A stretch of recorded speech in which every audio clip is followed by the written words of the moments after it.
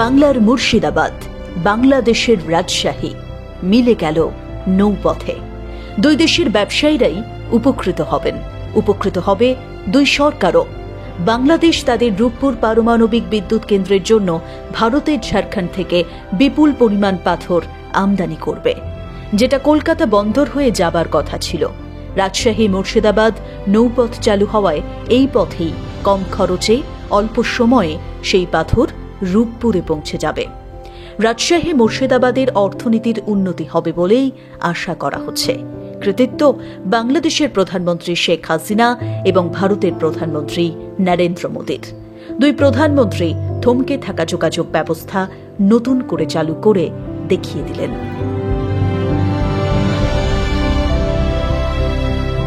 1965 সালে ভারত পাকিস্তান যুদ্ধের পর থেকে এই গুরুত্বপূর্ণ নৌপথটি বন্ধ হয়ে পড়েছিল। দুই দেশের বাণিজ্যিক স্বার্থ বিবেচনা করে সিদ্ধান্ত নেওয়া হল নৌপথ আবার চালু করা হবে।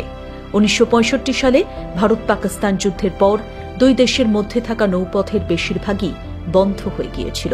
2018 সালে দুটো দেশের মধ্যে আলোচনা হয় বন্ধ হয়ে থাকা বেশ কয়েকটা নৌপথ নতুন করে চালু করার বিষয়ে।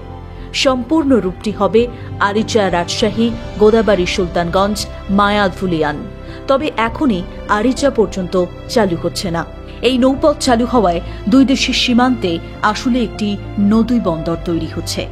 বাংলাদেশের ভেতরে সুলতানগঞ্জ এবং ভারতের ভেতরে মায়া নদী বন্দরে পরিণত হবে। রাজশাহী চাঁপাই নবাবগঞ্জ মহাসড়ক থেকে 1 কিলোমিটার ভেতরে পদ্মা মহানন্দার মোহনায় সুলতানগঞ্জ নৌঘাট অবস্থিত। পদ্মা মহানন্দার মোহনায় সারা বছর জল থাকে। পশ্চিমবঙ্গের মায়া থেকে সুলতানগঞ্জের পণ্যবাহী জাহাজ বা নৌযানের সময় লাগবে মাত্র 1 ঘণ্টা। দূরত্ব কমবে দুটো দেশের 120 কিলোমিটার। ভারত থেকে গবাদি পশু, মাছের পোনা, তাজা ফলমূল, গাছগাছড়া, বীজ, গম, পাথর, কয়লা, রাসায়নিক সার, চুনা পাথর, পেঁয়াজ, মরিচ, রসুন, আদা সহ 19 ধরনের পণ্য আমদানি হবে এই নৌপথ দিয়ে। ভিয়েতনাম, ওমান, থাইল্যান্ড, মালয়েশিয়া এবং ভারত থেকেও পাথর আমদানি করতে বাংলাদেশের প্রতি মেট্রিক টন প্রায় $20 খরচ হতো। সেই খরচ এবার কমবে, কারণ শুধুমাত্র ভারত থেকে স্থলবন্দর দিয়ে পাথর আমদানি করতে খরচ হয় $13। নদীপথ সবসময়ই সাশ্রয়ী। $13 থেকে $9 থেকে $10 নেমে আসবে আমদানি খরচ। জানিয়ে রাখি, ভারত বাংলাদেশ অভ্যন্তরীণ নৌ বাণিজ্য চুক্তির আওতায় গত বছর 48 লাখ মেট্রিক টনের বাণিজ্য হয়েছে।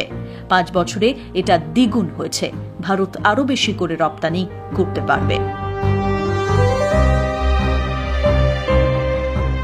একটা সময় ছিল স্বাধীনতার আগে রাজশাহী থেকে নৌপথে ভারতে পণ্য আনা নেওয়া হতো। বাংলাদেশ থেকে সেই সময় পাট আর মাছ পাঠানো হতো। ভারত থেকেও যেত নানাবিধ পণ্য।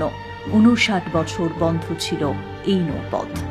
অবকাঠামো তৈরি করে পুরোপুরি কার্যকর করতে পারলে এই নৌপথ থেকে বেনিফিট পাওয়া যাবে দুর্দান্ত। বর্তমানে ভারত বাংলাদেশ এবং ভারতের মধ্যে বর্তমান মোট 8টি নৌপথ রয়েছে। তবে হ্যাঁ, এর মধ্যে দুটো রুটে নৌযান চলাচল একেবারেই কম। বাংলার মুর্শিদাবাদ, বাংলাদেশের রাজশাহী, এই নৌপথ মিলেমিশে একাকার হয়ে যাওয়ায় নতুন করে স্বপ্ন দেখছে দুটো দেশই। ব্যুরো রিপোর্ট, প্রথম কলকাতা।